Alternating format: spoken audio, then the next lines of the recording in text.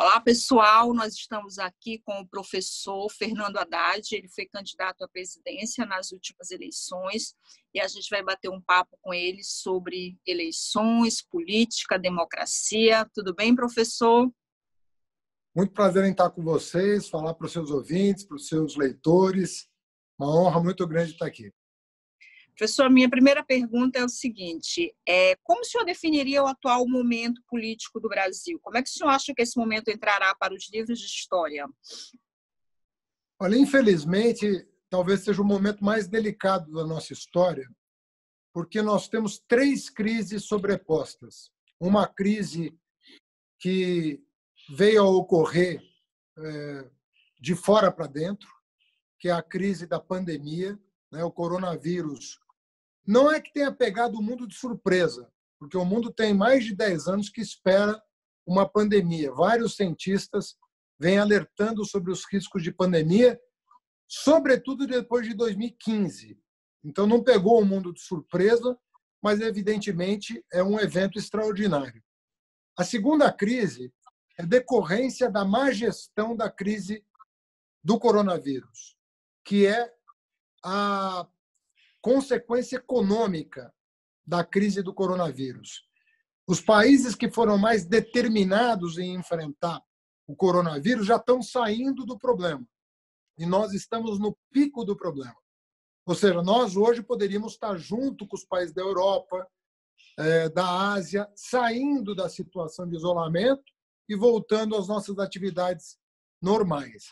Mas como os governos federal e estaduais entraram em choque e não houve uma liderança no país capaz de unir a vontade nacional em torno do problema, nós estamos com um segundo grave problema, que é o problema econômico. E o terceiro, não menos grave que os dois primeiros, é o risco institucional que o atual governo representa, no sentido de atacar as instituições praticamente todos os dias, com especial atenção para a imprensa. É um partido que agride a imprensa praticamente todos os dias e insufla uma parte da população contra a outra, inclusive com disseminação de armas de fogo. Então, nós não sabemos onde isso vai dar. O país está sendo governado por uma pessoa muito desequilibrada, num momento em que nós precisávamos de equilíbrio e liderança. Nos livros de história, a gente teve algumas divisões, né? A período da ditadura, a Nova República, a República Velha. O senhor acha que esse período a gente chamaria do quê? A gente está vivendo um momento de uma democracia meio delicada, digamos assim. Como é que o senhor... Não, a democracia está sendo colocada à prova. Eu quero crer que o Brasil tenha amadurecido suficientemente para repelir de uma vez por todas qualquer arroubo autoritário, qualquer vontade de achar que a violência vai nos ajudar a modernizar o país ou vai nos ajudar a ter mais respeito internacional. Pelo contrário, as ditaduras nunca fizeram bem ao país, nem a ditadura do Estado Novo, nem a ditadura militar, não são exemplos a serem seguidos. O voto é o que tem que decidir os rumos do país, é o eleitor que tem que decidir os rumos do país. Nós temos eleições a cada 2 anos. Se o eleitor estiver contente com o governo, vota nos candidatos do governo. Se estiver descontente, vota nos candidatos de oposição. E, com isso, o eleitor vai construindo o seu próprio país. Imaginar que uma pessoa possa substituir mais de 100 milhões de eleitores é um equívoco que nós já cometemos, mas que eu espero que o amadurecimento faça com que a gente não tome esse caminho. É um caminho da destruição nacional, sobretudo no momento atual em que o mundo não está numa situação normal. Nós temos crises recorrentes e nós precisamos de lideranças legítimas para liderar o país. A gente observa o núcleo duro do bolsonarismo, parece-me cada vez mais coeso e aprovando as medidas do presidente e, inclusive, incitando por medidas mais autoritárias. Um grupo que pede, por exemplo, a volta do AI-5. Esse grupo, o senhor acha que os defensores da democracia conseguem fazer frente a isso? Há força suficiente para ir contra esse grupo? Olha, eu acredito que uma ditadura não teria hoje mais do que 15 a 20% de apoio. Não acredito que existam brasileiros em número maior que isso, que apoiariam uma ditadura, ainda mais de uma pessoa tão incompetente e despreparada quanto o Bolsonaro é. Então, eu não vejo apoio popular para uma ditadura bolsonarista. Então, eu acho que eles estão testando as instituições. Eles estão vendo se angariam apoio da população, mas hoje, para cada brasileiro que apoia o governo, tem 2 que reprovam, segundo as últimas pesquisas. Então, nós temos aí 50% de reprovação, 25% de aprovação e 25% que não se decidiu ainda. Mas é 2 para 1.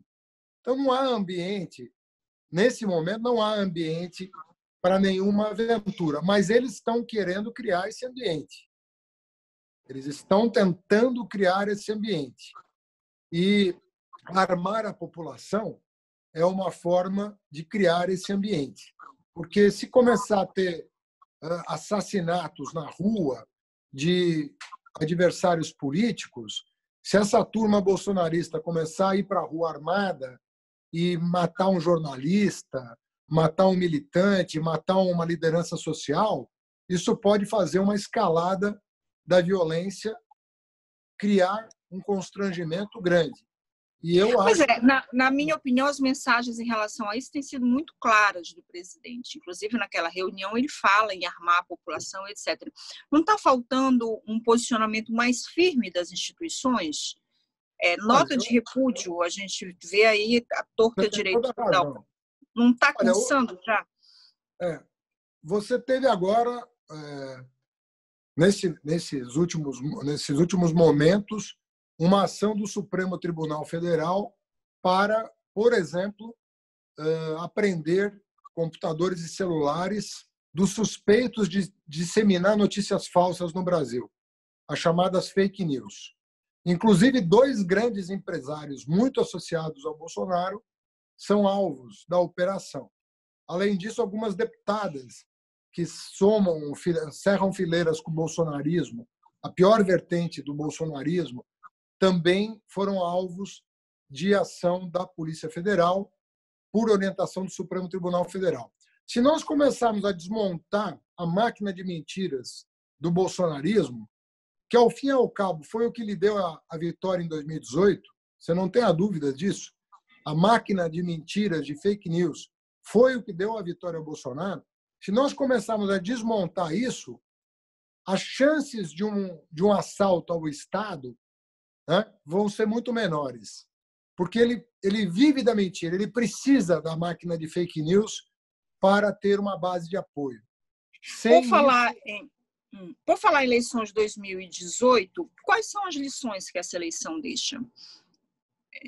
Olha, evidentemente, todos os partidos, não é só o PT, não, todos os partidos, com exceção do Bolsonaro, estavam despreparados para a guerra virtual que o Bolsonaro estabeleceu no país. Ninguém se preparou para uma guerra virtual, como aconteceu nos termos que ele impôs, porque ele montou uma máquina de guerra baseada em fake news. E ninguém tinha se preparado para isso. As pessoas estavam preocupadas com programa de TV, estavam preocupadas com Facebook, com Twitter, e ele tinha montado uma rede de WhatsApp impenetrável, que nós não conseguíamos monitorar, e que foi o canal por onde as fake news foram transmitidas. Então, ninguém estava preparado para isso. Você vê que o próprio PSDB tomou uma lavada no primeiro turno. O Bolsonaro fez 46% dos votos, o Alckmin fez 4%, quando, na verdade, um mês antes do primeiro turno, o Alckmin e o Bolsonaro estavam praticamente empatados, com 6%, 7% de distância, 18-12%, 19-12%, uma coisa assim. E, de repente, abre, como se fala no jargão, né, a boca do jacaré abriu, e o PSDB não teve fôlego para chegar no segundo turno. E no segundo turno eu tive muita dificuldade de enfrentar a máquina de fake news. A gente não tinha uma máquina equivalente. Bom, primeiro que eu não ia usar fake news contra ninguém, como nunca usei. E segundo, que a gente não tinha uma máquina sequer para neutralizar a máquina. Hoje já tem? Hoje os partidos já estão melhor preparados para combater? Eu acho que hoje ainda não. Nós não estamos do tamanho que o Bolsonaro... Nós não temos o tamanho do Bolsonaro. Nós vamos precisar trabalhar ainda até 2022 para ter condições mínimas, não de reagir à máquina dele, porque nós não queremos fazer igual a ele. Nós queremos neutralizar as mentiras. E a sociedade começa a se proteger. Recentemente, um grupo de pessoas criou um procedimento de avisar uma empresa quando ela faz publicidade num site de fake news. E a empresa deixa de financiar aquele site. Então, a sociedade começa a aprender a lidar com isso. O próprio Trump, que também foi eleito por fake news, e hoje é o maior epicentro de coronavírus do mundo, porque o problema da fake news, sabe qual que é? Você usa a fake news contra o seu adversário, mas depois você começa a usar contra a população. Por que onde mais morre gente no mundo hoje é Estados Unidos e Brasil? É a mesma máquina de fake news, que fala que é uma gripezinha, que fala que a cloroquina cura a gripezinha. É a mesma máquina de mentira. Só que aí tem consequência real na vida das pessoas, que é desemprego e recorde de mortes. Essas máquinas estão começando a ser desmontadas muito vagarosamente. Sabe por quê? Porque demorou muito tempo para eles montarem essas máquinas. Não foi do dia para a noite. Bolsonaro começou a montar a máquina dele, hoje se sabe, desde 2014. Nós fomos reconhecer a potência dessa arma que ele montou em 2018. Então, nós vamos ter que... Vai ser um aprendizado para a sociedade lidar com isso. Subtraindo a questão das fake news, mas falando agora de rede social, o senhor acha que a esquerda está preparada para falar com o público em geral, com a população, usando essas novas ferramentas? Olha, eu acho que nós melhoramos, eu não tenho dúvida. Eu vejo pela minha rede pessoal, ela melhorou muito, né? De 2017, 2018 para cá. Hoje eu falo com 6 milhões de pessoas pelas minhas 3 plataformas, Instagram, Facebook e Twitter. Comecei agora um canal pequeno no YouTube, que também é uma ferramenta que eu não usava, mas uso mais para entrevistas mais densas, uma coisa mais complexa, mas estou usando. Eu acho assim que nós estamos aprendendo a usar isso e de forma positiva. Porque não adianta usar da maneira como o Bolsonaro usa. Nenhum de nós quer. Nós queremos usar de forma propositiva, de maneira a ajudar as pessoas a discernirem aquilo que está em disputa e formarem com liberdade o seu juízo sobre os fatos da vida pública nacional. Então, eu acho que melhoramos muito, mas ainda temos muito trabalho pela frente até 2022. O senhor não se refere quase à eleição desse ano, que provavelmente nós vamos ter um adiamento, mas ela vai acontecer. O senhor já dá essa eleição como perdida? Não, eu não acho que vai ter.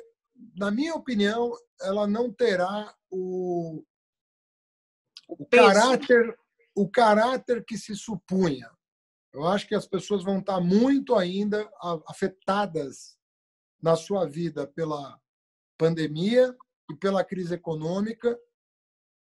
E eu não sei qual é o papel assim, que as eleições municipais vão ter. Eu não sei se ela terá um caráter nacional, como alguns supõem. Eu acho que as eleições municipais têm muito mais o papel de sinalizar para o governo se está feliz ou infeliz com o que eles estão fazendo, do que propriamente de projetar o futuro, entendeu? Eu acho que ela é mais Mas um... o apoio de prefeitos é muito importante para uma eleição presidencial. A gente Eu sabe sei, disso. mas o que eu quero dizer é que isso em parte é verdade, mas o que eu quero dizer é que a eleição municipal ela tende mais a ser um efeito retrospectivo do que prospectivo. Eu acho que ela dialoga mais com o que o Brasil viveu nos últimos 2 anos do que com o que o Brasil vai viver nos 2 anos seguintes. Essa é a minha opinião. Eu queria voltar a falar de fake news. A gente está agora, nesse momento, quando a gente está gravando essa entrevista, com essa operação de busca e apreensão para combate às fake news. Na sua opinião, e o senhor já falou isso aqui no início, elas acabaram sendo decisivas, né, para a eleição do Bolsonaro. Como fazer frente, a partir de agora, a essas fake news? Além desses instrumentos que o senhor já falou da sociedade, que a sociedade vem criando para se proteger, mas os partidos e as instituições. Olha, eu entendo que, como o assunto chegou no Judiciário e chegou no próprio Congresso Nacional, ou seja, como as próprias instituições hoje são as maiores vítimas das fake news, porque, num primeiro momento, foram os partidos políticos e personalidades públicas. Mas agora não. Já não são mais personalidades e partidos os alvos das fake news. São instituições que eles estão procurando por abaixo. Então, essas instituições, com a CPI das fake news no Congresso e com o inquérito aberto no Supremo Tribunal Federal, acho que essas coisas podem ter resultados muito importantes, sobretudo se resultar em prisão dos responsáveis, porque, evidentemente, está sendo usado dinheiro sujo para promover essas fake news. Isso custa dinheiro. Não é simples você fazer chegar no celular de uma pessoa essas fake news. Custa 8 centavos cada mensagem disparada. São milhões de mensagens disparadas, todos os dias. Então, você vê o volume de recurso envolvido. Muito possivelmente, tem empresários muito ricos envolvidos. O esquema é mais ou menos o seguinte: o Bolsonaro tira direitos trabalhistas, ele reduz direitos trabalhistas, aumenta o lucro das empresas e parte do lucro dessas empresas é direcionado para financiar a máquina de fake news.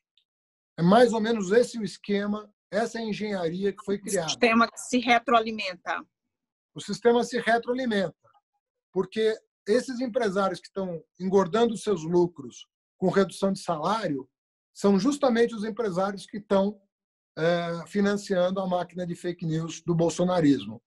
Então, você tem um círculo vicioso que precisa ser rompido pelo Congresso e pela Justiça. Professor, tem se falado aí uma frente ampla das forças democráticas. Qual a sua opinião sobre isso? Quem cabe nessa frente? Olha, eu acredito que nós temos que compreender o momento delicado que o Brasil está vivendo. Isso não significa ter um candidato único em 2022. Isso é impossível, porque cada partido tem seu projeto, tem as suas pretensões. Normal que seja assim. Nós estamos em regime pluripartidário e não bipartidário. Isso significa que a centro-direita vai ter um candidato, o centro vai ter um candidato, o centro-esquerda vai ter um candidato. O que eu espero é que os democratas estejam todos unidos no segundo turno. Porque o que aconteceu em 2018 foi que os democratas se dividiram e uma parte dos democratas apoiaram o Bolsonaro, imaginando que o Bolsonaro tinha se convertido a teses moderadas. E isso não aconteceu. Então, você veja que o maior conflito do Bolsonaro hoje é com a centro-direita, não é nem com a centro-esquerda. Ele está brigando com o Dória, ele está brigando com o Huck, ele está brigando com pessoas que nem são do nosso campo. Uma parte dessa centro-direita e centro-esquerda acusa o PT de ter sido responsável pela eleição do Bolsonaro ao insistir na sua candidatura. E que a estratégia ideal seria tentar puxar para o centro naquele momento. O senhor concorda com isso? Eu acho O que não. candidato mais do centro. Faltaram 5% dos votos para eu ganhar a eleição. Eu tenho certeza que se eu tivesse contado com o apoio dos democratas de centro-direita, eu teria ganhado a eleição. Mas eles quiseram passar para o país a ideia de que o Bolsonaro era uma pessoa domesticável, quando todos nós sabíamos quem era o Bolsonaro. Eles também sabiam. Aliás, mais do que nós. E quiseram dizer, não, mas é melhor que o PT, é melhor que o Lula. E aí deu nisso. O Bolsonaro nunca trabalhou, nunca estudou. O Bolsonaro nunca quis conhecer o Brasil. O Bolsonaro teve 7 mandatos e nunca apresentou um projeto decente para o país. O Bolsonaro não tem equipe. Por isso que ele vai trocando as pessoas. Às vezes nem tem quem pôr no lugar. Você vê, nós estamos sem ministro da Saúde. Por quê? Porque o Bolsonaro nunca se interessou pelo tema. Ele não tem ninguém colocar no Ministério da Saúde, percebe? Uma pessoa que tem 30 anos de vida pública e não sabe nomear um ministro da Saúde, um ministro da Educação. Nós já tivemos 2 ministros da Educação. Nós estamos sem secretário da Cultura. Não tem secretário da Cultura. Nós já tivemos 3 secretários da Cultura. Ele não sabe quem pôr no lugar da Regina Duarte, que saiu. Ele não sabe quem colocar no lugar do Mandetta. Colocou o Taixa, não ficou um mês.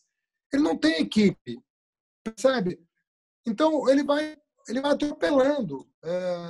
E as pessoas achavam que o Bolsonaro tinha se convertido ao credo liberal. O Bolsonaro é um fascista, desde sempre. Nunca escondeu isso de ninguém. É isso que eu ia dizer, ninguém votou enganado. Uma coisa que ninguém Não, pode acusar o eles é Bolsonaro que é de ter tentaram. omitido, né, o que ele era desde a eleição. O discurso Por incrível que pareça, foi a centro-direita que dizia não, o que ele está falando não é verdade, não é para valer. Ele dizia as coisas e quem queria apoiá-lo dizia que aquilo que ele dizia não era verdade. Eu nunca vi um negócio desse na minha vida. Para terminar, eu queria que você falasse um pouquinho qual vai ser o papel do ex-presidente Lula nesse momento político. O que o senhor acha? Alguns acham que ele está muito tímido, muito discreto desde que saiu lá de Curitiba. Olha, ele está falando onde dão espaço para ele falar. Né? Ele não consegue entrar no Jornal Nacional, ele não consegue entrar na Globo News, ele não consegue entrar nem no Roda Viva. Agora, onde convidam ele para falar, ele fala. O senhor acha que ele ainda tem um papel importante ou o lulismo é história? O Lula é o maior político da história do Brasil, de longe do segundo colocado, de longe. É o maior político da história do Brasil, foi o melhor presidente da história do Brasil, segundo todas as pesquisas de opinião, e nós vamos lutar muito para ele recuperar os direitos políticos no Supremo Tribunal Federal, que deve julgar a suspeição do ex-juiz Sérgio Moro ainda esse ano. Eu acho importante esse julgamento, porque eu entendo, como advogado do Lula, que o Sérgio Moro jamais apresentou uma prova contra o Lula. Jamais. Mas, politicamente, o senhor acha que ele ainda é... Muito qual forte. o papel dele? É o de cabo eleitoral? Ele ainda deve ser candidato? Como é que o senhor avalia? Se ele recuperar os direitos políticos, como todos nós desejamos, eu acho que ele é naturalmente o candidato que o PT vai pedir para nos representar. Porque ele é o maior nome do partido, é o maior nome da história recente do país. Então, é para isso que nós vamos lutar. Agora, obviamente, ele fala, eu tenho 77 anos, eu quero ser cabo eleitoral. Também é um direito dele, mas ele vai receber muitos convites para nos representar na eleição, assim que o Supremo julgar a suspeição do Moro. Qual a estratégia do PT para a eleição municipal de agora? Nossa estratégia é ter candidato no maior número de cidades, sobretudo aquelas que têm segundo turno. Né? Então, nós temos aí Agora, nós não estamos fechados em ter candidato custe o que custar. Por exemplo, em Porto Alegre, nós vamos apoiar a Manuela Dávila. No Rio, nós estávamos 100% dispostos a apoiar o Marcelo Freixo, que, infelizmente, não recebeu o apoio do Ciro e acabou desistindo da candidatura, mas o PT estava disposto a apoiar o PSOL no Rio. Então, nós estamos apoiando aqueles candidatos que, mesmo não sendo do PT, têm chances de derrotar o fascismo. O senhor tem alguma ideia do que pode, qual é o cenário aqui no Pará? Você já tem alguma coisa em mente? Não, eu acho que estão se fechando. Muitas cidades já estão fechadas, né? No região norte ainda tem ajustes a serem feitos. Em Manaus a gente está discutindo, tem várias cidades onde a gente está discutindo, ainda não está fechado o nome, mas na maior parte das grandes cidades eu acho que está bem encaminhado. Natal a gente ainda não tem uma definição 100%, a gente quer muito que a Natália Bonavides seja a nossa candidata, mas Salvador já temos candidato, Recife temos candidato, São Paulo temos candidato, e por aí vai. Aqui no Pará a gente tem o PT bem próximo do MDB. Essa aliança ela é bem vista, essa relação? Olha, eu saudei a eleição de 2018, né, do governador Barbalho. Acho que ele representa uma tentativa de modernização do Estado, assim como no Nordeste. O que a gente tinha que fazer no Brasil é fazer o que aconteceu no Nordeste acontecer no resto do país. Porque o Nordeste se encontrou com o desenvolvimento. Você tem governadores efetivamente modernos, tiraram a região definitivamente do mapa do atraso, da fome, da miséria. O Nordeste vive nos últimos 20 anos uma redescoberta, elegendo Camilo, Wellington Dias, Rui Costa, Jacques Wagner na Bahia, elegendo grandes companheiros, Paulo Câmara, elegendo a nossa querida Fátima Bezerra. Enfim, nós temos um quadro no Nordeste que pode se espalhar para o resto do país. Eu acho que o PMDB teria a chance de se modernizar, entendeu? Teria a chance de se modernizar mais, sobretudo no sudeste do país. Porque eu acho o Renan Filho também uma novidade em Alagoas, um governador bem avaliado, que é do PMDB, mas que está procurando modernizar o MDB. E não esse atraso aqui do Sul e do Sudeste, entendeu? Ok. Professor, muito obrigada, foi um prazer enorme falar com o senhor. A gente espera encontrá-lo novamente para outros bate-papos, os assuntos são muitos, se a gente se estender aí vai até...